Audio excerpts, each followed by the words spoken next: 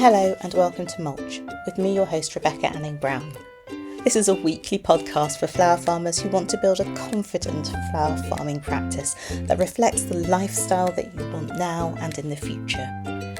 Each week I'll share conversation and tips to nurture and grow you and your flower farm. I'll open conversations that flower farmers find difficult to talk about, provide approaches that will help you to make decisions, chuckle at the idiosyncrasies of our work, and always be real and honest about my own work as a flower farmer. My goal is to help you to grow a curious, confident and grounded flower farming practice that flourishes as a business that you love and are proud to shout about. Don't forget to subscribe to the channel, and if you like what you hear, please do leave a review and share the podcast with your flower farming friends. It really does help to grow a confident and successful flower farming community.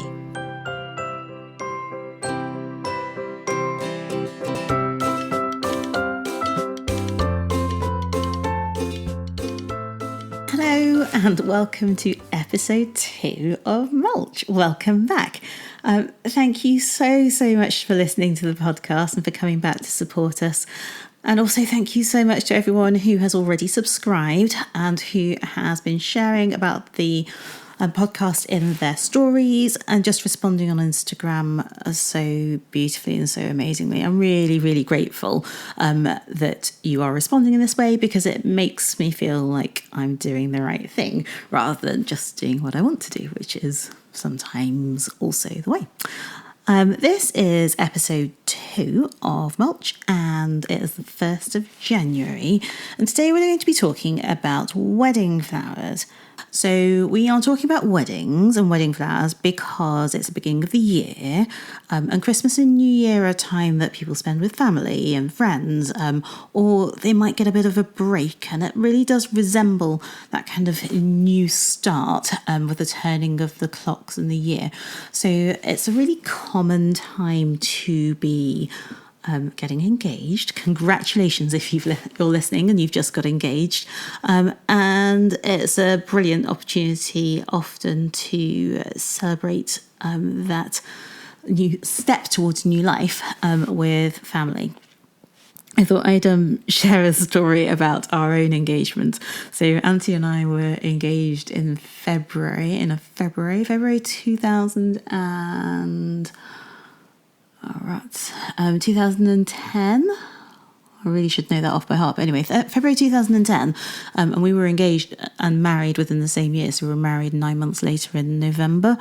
But we didn't get to spend much time together at that time in our relationship. I was a doctor in training, Anthony was a paramedic, and we were like ships at night. So we would plan weekends into the diary when we could both see that we were both off and block them out so that there were no plans with other people, and try and get away for 24, 48 hours just to spend some concentrated time together. So on that particular occasion, we went to Malham. So for those of you who don't know, Malham Cove is in Yorkshire, so not too far away. It's a lovely walk, lovely kind of cliffs and crags and fields. It was February in Yorkshire and it had been snowing and it was a bit icy. So the famous kind of Malham waterfall we couldn't go up because it was just too dangerous. So we took a different route up towards the top of the kind of crag. And about halfway up that different route, we stopped. And I can't remember what made us stop, but Anthony did an absolute classic for him. So he started to take off the bottom halves of his trousers. He had these kind of detachable trousers that are shorts and trousers. And it was February, it was flipping freezing, and I got really cross with him because he was taking off those trouser bottoms in the snow. So I sat down on a rock in a real huff. And he came over to me and he knelt down in the sheep poo, and I was really grumpy and I looked up at him and I was like, ugh. And he started fertling in his bag, and I thought, oh goodness, now he's going to start taking pictures. I mean, what a waste of a walk and a lovely day. And then he proposed. And I was like, oh, okay. Apparently I was quite silent for a while before I said yes, but anyway, I definitely said yes. And that was the beginning of where we are today. Just to be totally self-absorbent, I thought I might talk to you just a little bit as well about our wedding, because I think it's really helpful to give context to how we work, and I will share some of that with you at the end. So our wedding was 9 months later. There was no messing, we just cracked on, but we needed to give people enough notice to be able to plan for their availability. It was really lovely. We were really, really fortunate in that we got to make lots of choices about our wedding. So we were really clear on limiting the numbers. We were really clear on limiting the people who were there to people that we had a close and current relationship with. And that did mean that we were incredibly stringent. So even partners of people that we'd known for ages that we hadn't met were not invited to our wedding.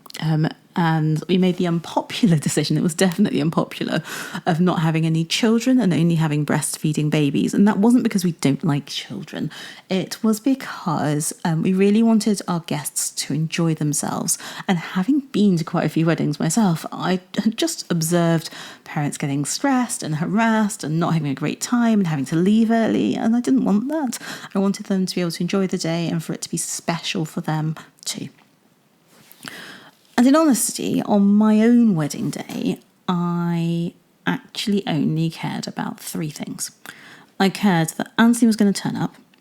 I cared that my dress was beautiful and perfect. And I'm a flower farmer, and I wouldn't say I was a tomboy because I do wear dresses and skirts, but I wear jeans most of the time, and I don't mind being a bit muddy. So a gorgeous wedding dress was just something that I was really looking forward to, and I know my parents were looking forward to seeing me in it too. And then on the day, the only thing that was important to me was it all being about us. And anyone who knows me who's listening to this will think that's really odd, because in reality, for the rest of life, really, I am not in the slightest bit interested in the spotlight or centre stage being on me. Even with our flowers, it is all about the flowers and the foliage. It's not about me. It's not about our business name. It's about what our flowers and foliage can do for the people that we work with. So you might ask, given that I'm a flower farmer and I'm doing a podcast today about wedding flowers, what about the flowers? Well, I always say that I'm going to be honest. I'm going to be completely honest and tell you that I didn't care about the flowers on my wedding day. We used the same florist as a friend of ours because A, it meant I didn't have to make a decision and go looking for a florist, and B, she'd done a good job and my friend had been happy, and C, I was like, well, she's an acceptable price, so we'll go with that. And I let my mum make all of the choices. I wanted buttonholes, bouquets, something for the church, because it's quite a modern church, quite bland. Whatever was used in the church had to be reused in the venue. And then we also had small table decorations with a candle in the centre. So it really was quite minimal. And we used bridesmaids bouquets and everything on the main kind of table, the top table. I appreciate that's slightly ironical given what we now do. But actually, in reality, when you think about it, it's not, because it really does reflect our process and how we work. So I am not particularly keen on fuss and faff. For me, lots of things are about the people and the process rather than the item itself. So that was my wedding flowers. In my current world, and today, I'm very much so talking to you as a flower farmer, a flower grower who does some floristry, rather than a florist who does some growing. And I think those are the 2 main categories of growers. I think there are a few others, and we might talk about those another day, but in general, people either grow lots of flowers and do a little bit of floristry, or they grow a little and do a lot of floristry. Because it's very difficult to do a lot of both. So for us, it is an active decision about the way our business is structured to do more growing and less floristry, because whilst I have taken the time to grow my floristry experience, I prefer the growing. And predominantly growing fits better into our family life and our other working patterns. So that's how we have structured our business. I know that everybody will do something that's slightly different. I think it's also important to recognise the importance of that balance and how it might change over the years, because family life is as it is now, but the children will grow, and it might well be that what I want to do with our business changes over the years, and in those terms it means that I could absolutely do more floristry in the future and less growing, but I'm not sure that I anticipate that happening at all. What else would I like to tell you about that kind of balance? Well, I'd like to say that for me, it is a myth to suggest that you would put in place a plan for your business and start on day 1 and finish on day 10 and to follow it straight through. And for most of us, there is some zigzagging of some testings, a little bit of backwards and forwards, refining which part of the process that we want to be involved with. And so it's okay if you're not quite sure where you want to sit on the wedding ladder, whether you want to do them at all, the size of weddings that you want to do, where those weddings will be. We're going to talk about some of these things, but just be reassured that if you're uncertain of your direction and you're testing directions and you're not convinced that they're for you, that's okay, and most businesses go through this. Okay, so as you know, I am a grower first, florist second. I have done some training in the floristry land, but I'm still primarily a grower. So if my terminology doesn't quite fit with the wedding industry, please forgive me.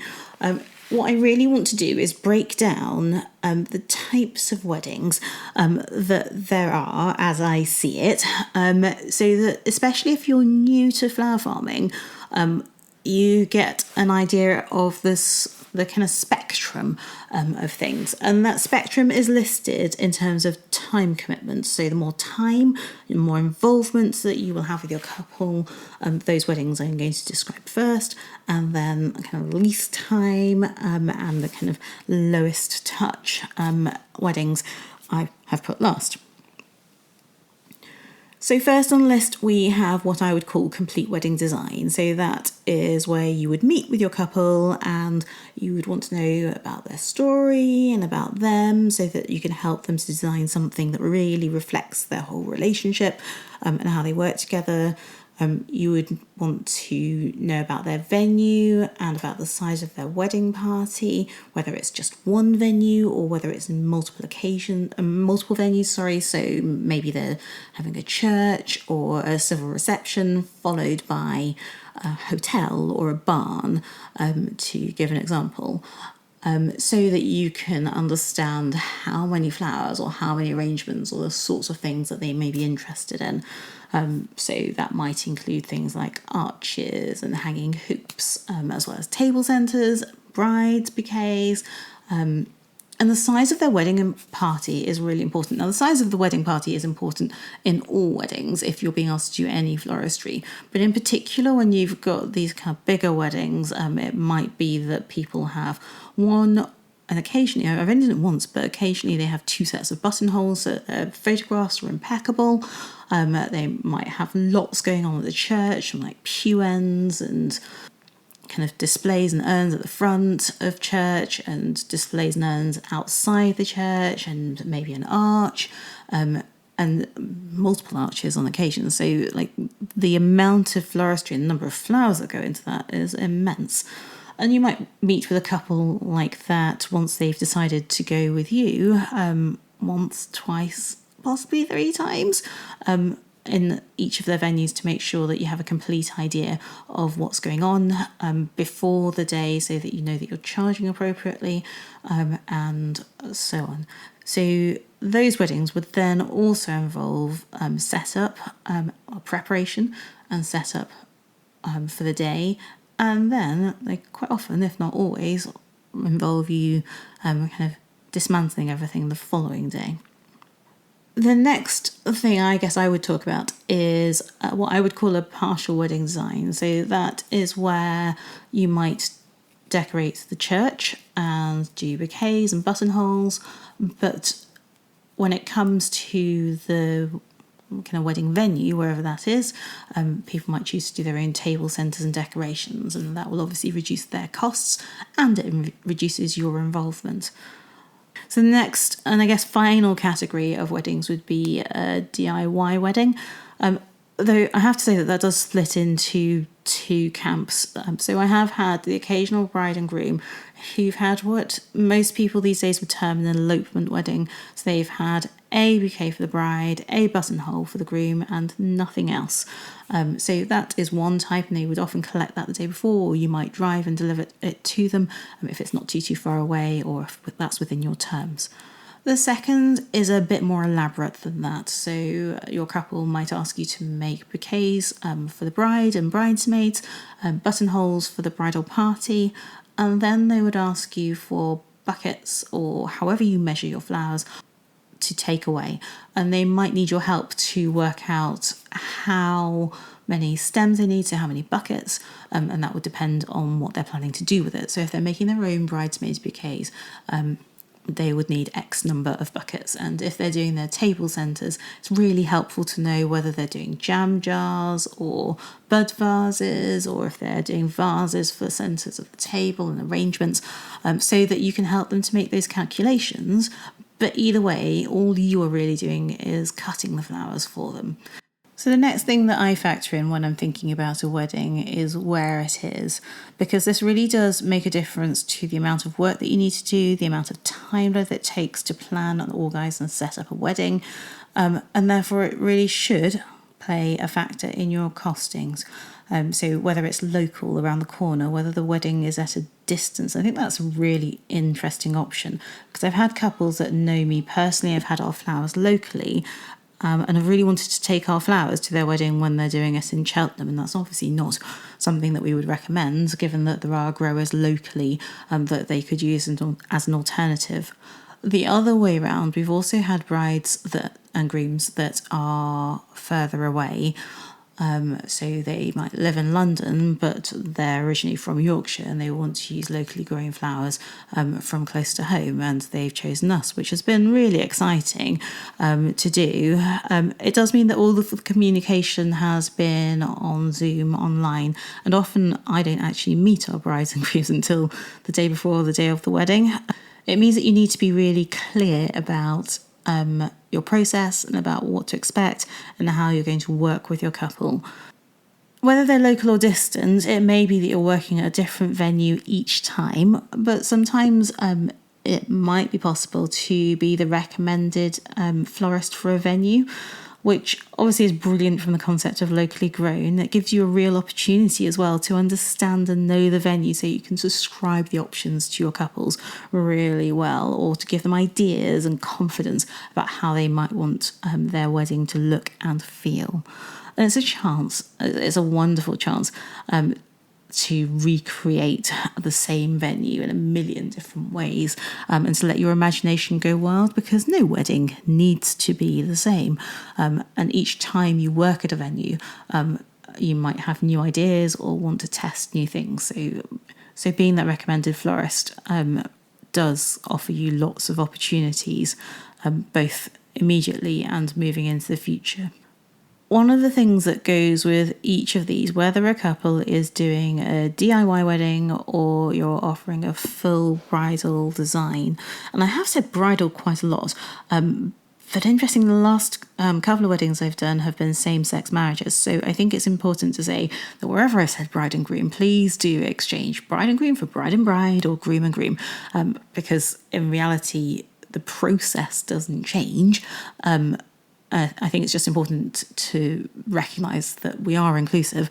It's just that by practice, I struggle with I personally struggle with people calling my husband my partner, calling us a couple, because we're not a couple, we're individual people who are also husband and wife. But anyway, that is my own personal idiosyncrasy, and we're going to move swiftly on. So wherever your couple or your bride and groom are getting married, the scale of the wedding is really important, because you need to think about whether you'll be able to just work with your own flowers, i.e. can you grow enough flowers for the scale of weddings that you're doing?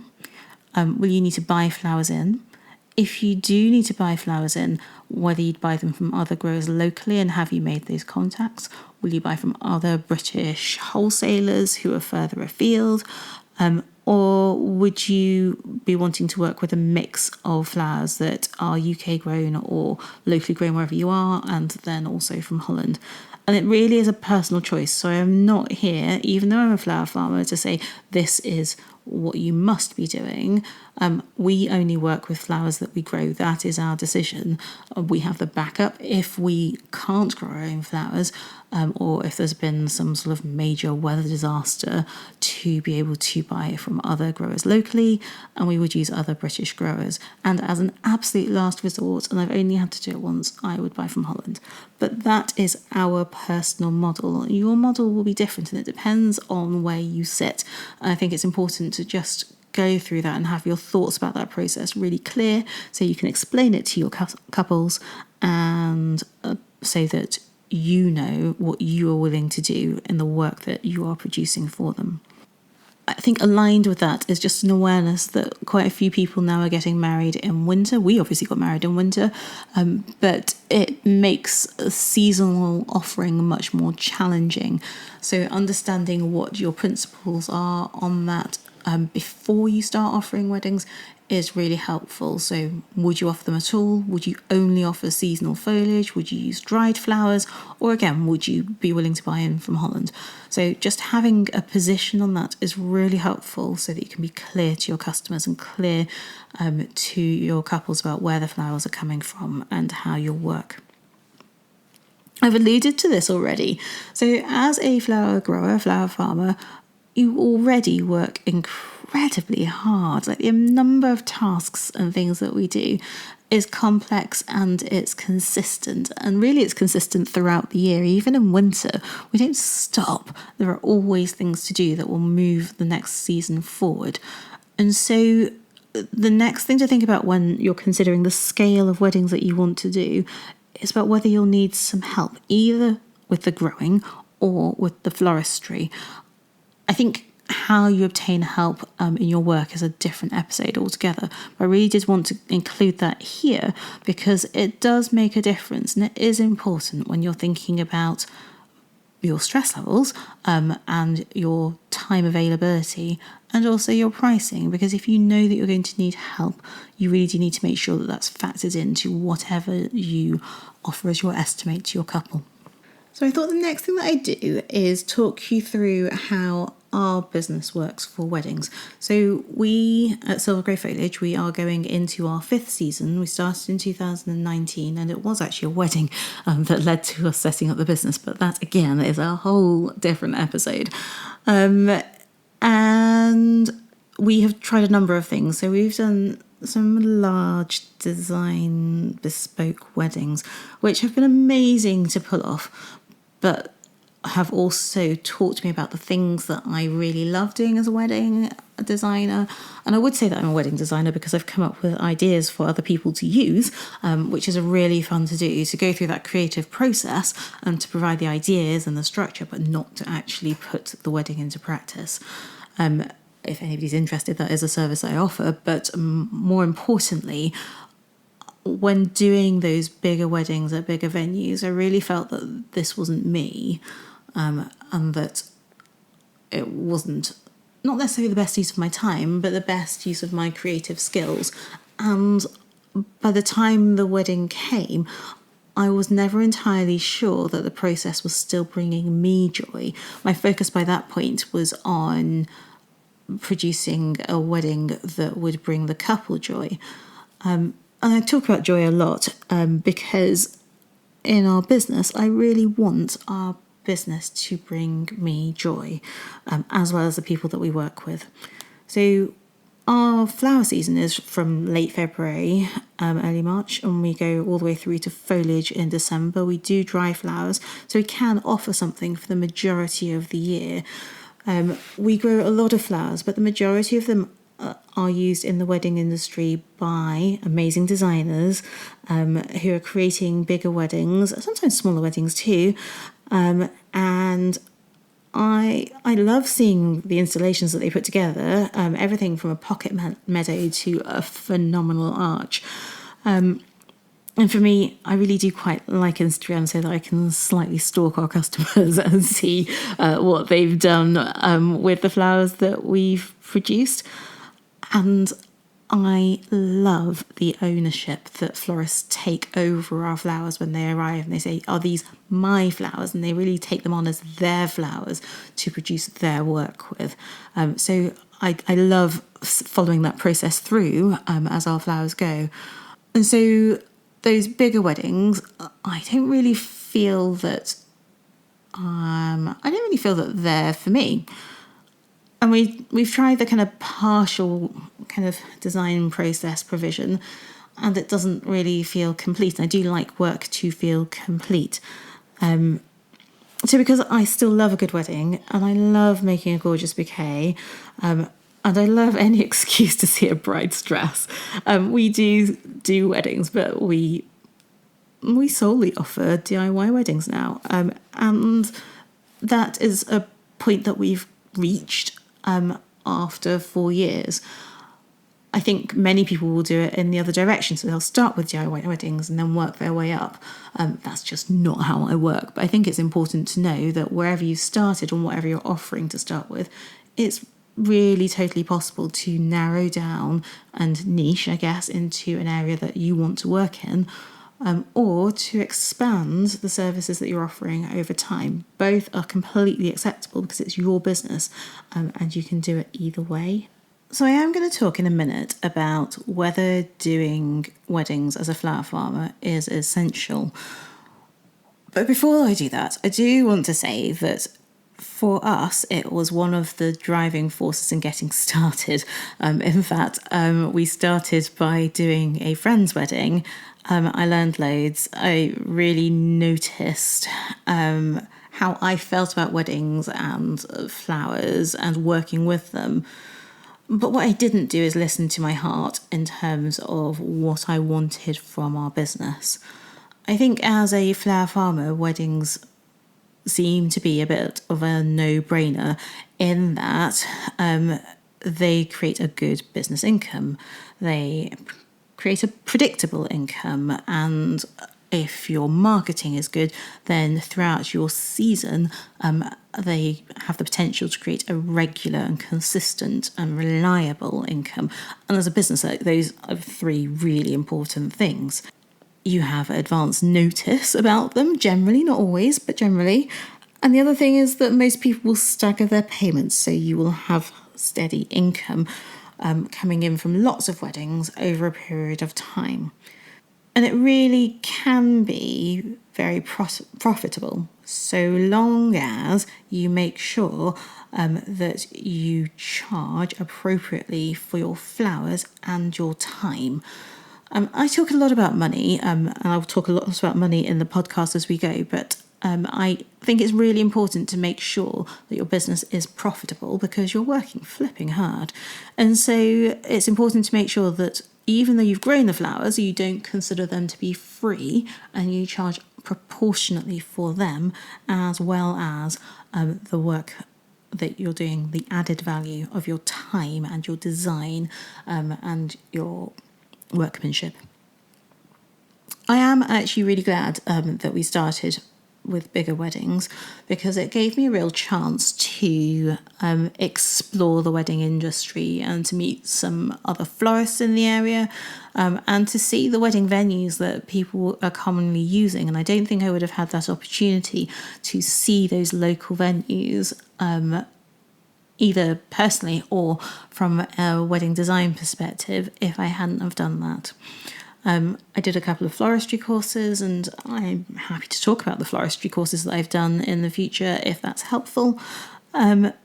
I freelanced a little bit for some of those florists that I met, and I did that because it helped me to understand the wedding business.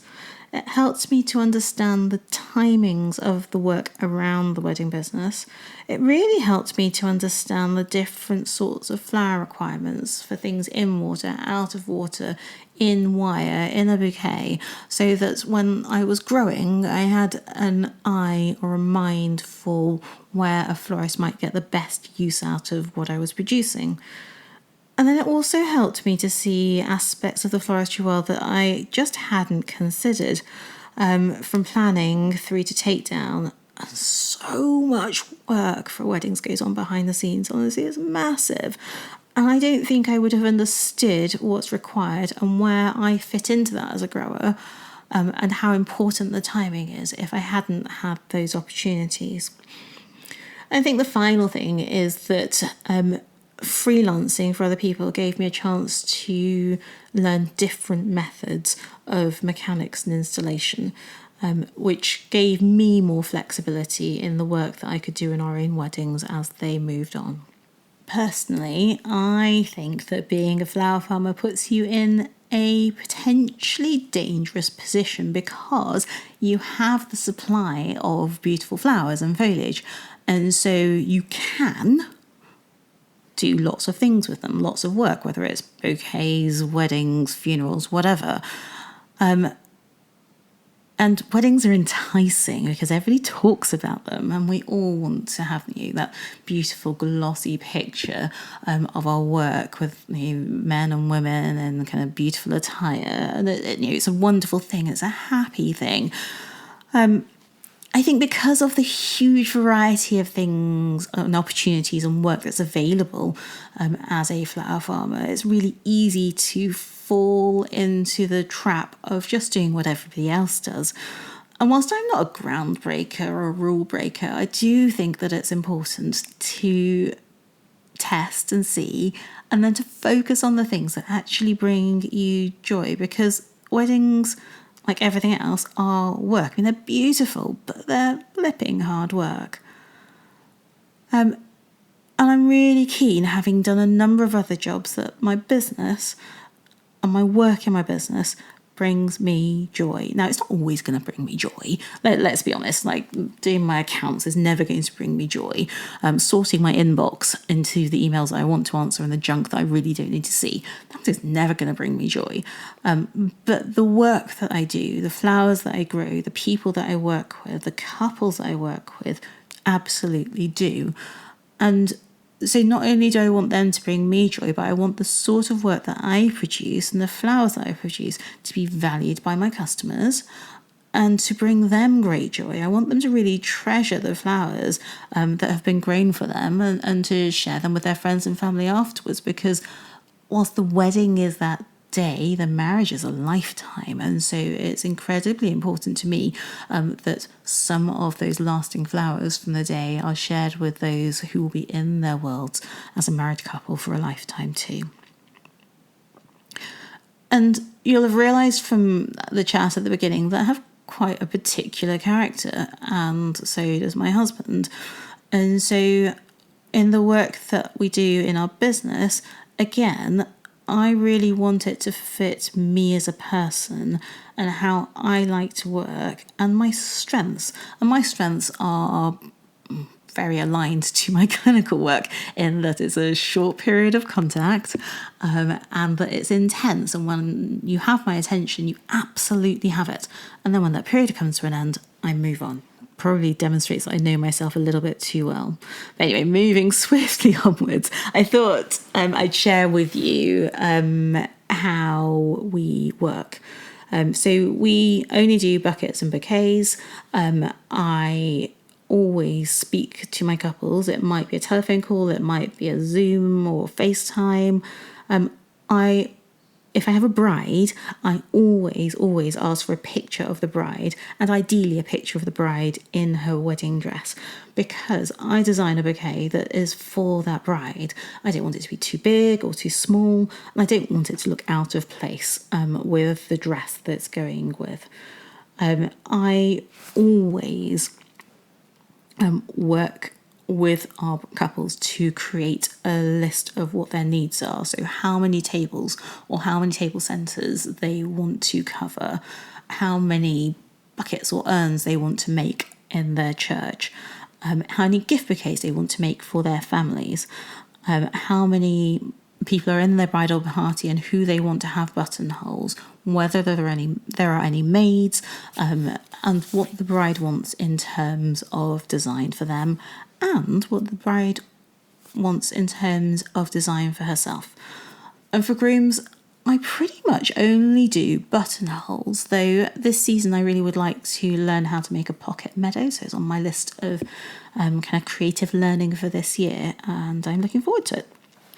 Once I have all the information that I need, and I understand what my couple want, I send out an estimate, and if it's accepted, I convert that into an invoice and it's divided into 3 payments. If it's not accepted, then we have a discussion about the elements that the couple do or don't want to hold on to and take it from there. Sometimes I do a private workshop with the couple or with the couple and their friends and family to give them a bit more confidence in making the flower arrangements, and that on a couple of occasions has been turned into a really lovely intimate workshop with the bride and her ladies. It's so special to be a fly on the wall on those occasions. Honestly, it's such a privilege to get to sit in and share conversation and share some of the skills and knowledge that I have with those people for that wedding.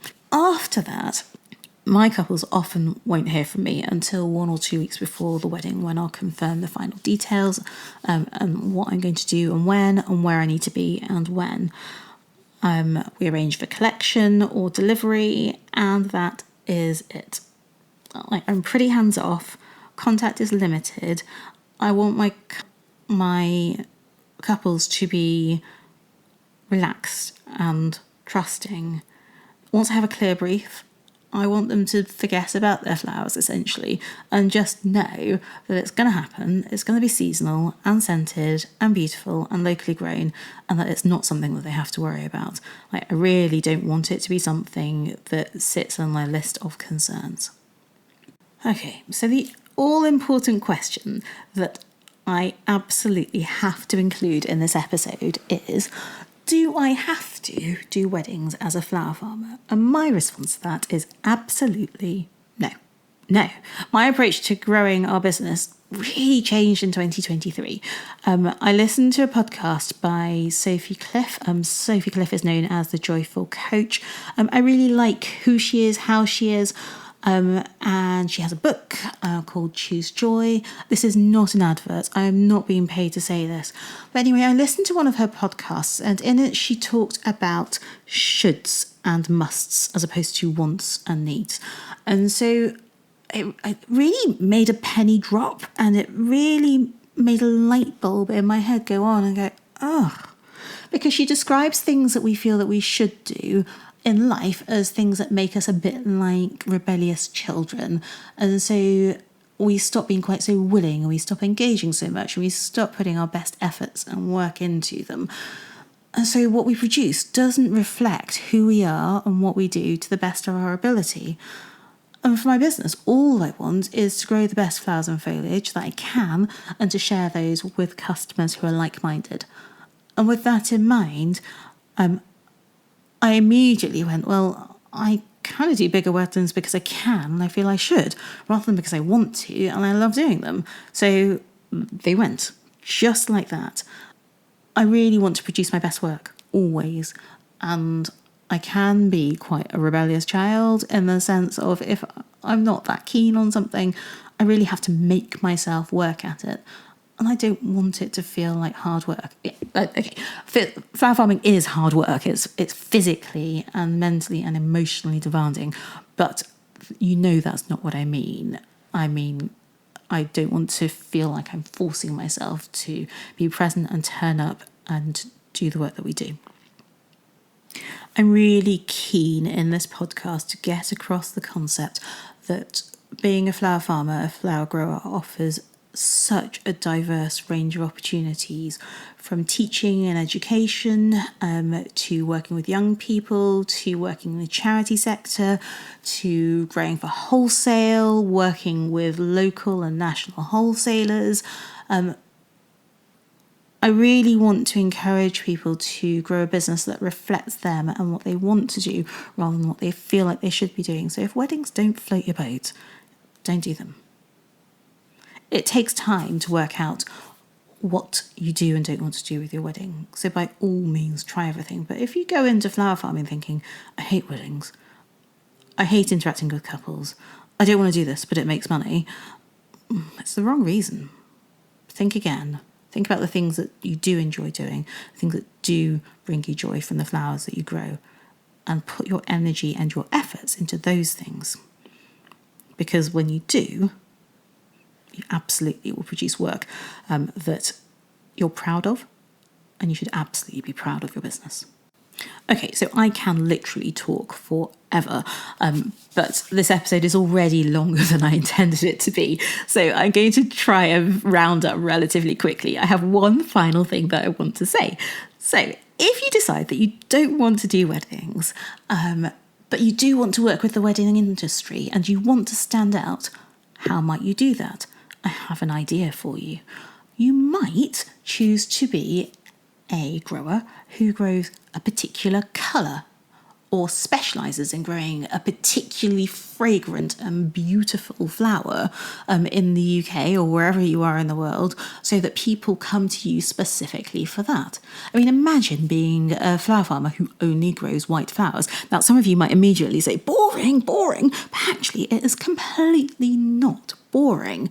Can you imagine trying to produce enough flowers for wedding florists in all of the months, so from February through to December, in white? And we know that white isn't just white, it's shades of white and cream and slightly grey as well. And then the textures, so small to large, froth to focal, and spires. Can you imagine producing enough flowers in those colours? And from a business perspective, if you've looked at wedding magazines, if you've looked at weddings on Instagram, white never goes out of fashion. White and a glorious blush are always there. And so it would be a phenomenal business concept. There you go. Somebody might take that from this podcast and run with it. But the same is true for blush, for green, for blue. Like, brides are always asking for that touch of blue. So hard to grow. Specialise in growing the blue so that everybody in the wedding industry knows that you are the person to go to. It's just a thought. It's about thinking outside of the box and being creative with the work that we do. You do not have to set up a flower farm that grows the same as everyone else and grows a variety of everything, but not much of anything. You don't have to do that. Okay, I'm going to finish off because I have been talking for a while. Thank you so much for listening. Thank you for downloading the podcast.